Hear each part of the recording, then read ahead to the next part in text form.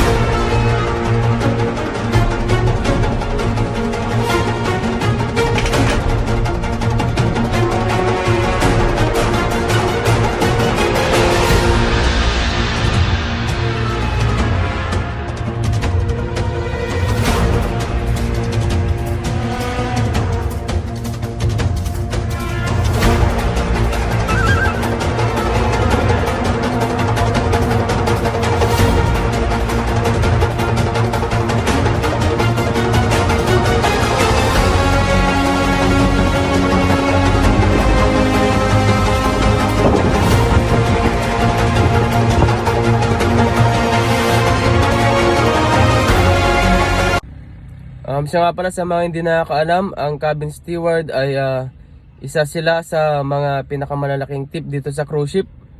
At magandang sahod. So, tara! Bale, mga kasama pala natin ngayon ay isang cabin steward. Magtatanong tayo sa kanya kung ano yung mga ginagawa nila at saka hingin na rin tayo ng tips tsaka advice. Tsaka yung mga experience na dati kung ano yung mga kailangan nating experience para makapasok dito sa cruise ship bilang cabin steward. So tara, kausapin natin si Sir Joben. Sir Joben, kumusta tayo dito sa cruise ship? Ayos na ayos, par! Yun.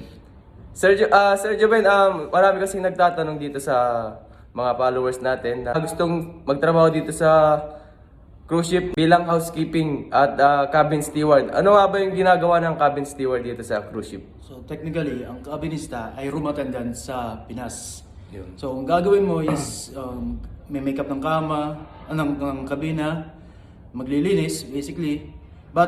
Pero hindi lang naman talaga yun ang ginagawa ng kabinista. Safety rin talaga ng pasahero ang priority natin. Tayo ang isa sa mga naglilikas sa kanila if ever na magkaroon ng emergency. So sa evening time, iba't ibang duties natin.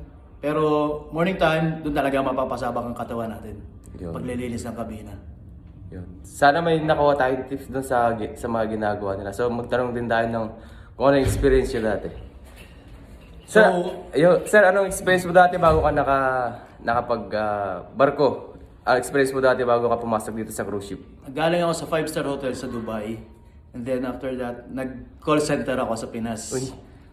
Tapos, sunwerte, nakapag-apply sa company namin, kaya naging kabinista ako. Yun. Sir, last na lang sir, ano yung mga tips na tsaka advice na may bibigay mo sa mga gusto magtrabaho bilang cabin steward dito sa cruise ship, yung mga nag-a-apply?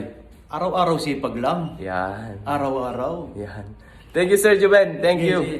Thank you. Salamat. Yan. Yun, sana nakatulong tong video na to sa inyo at sana nagustuhan nyo rin tong video na to. At kaya pa-share na rin ako, pa-like at pa-subscribe na rin po ako. Yun lang po. Maraming salamat.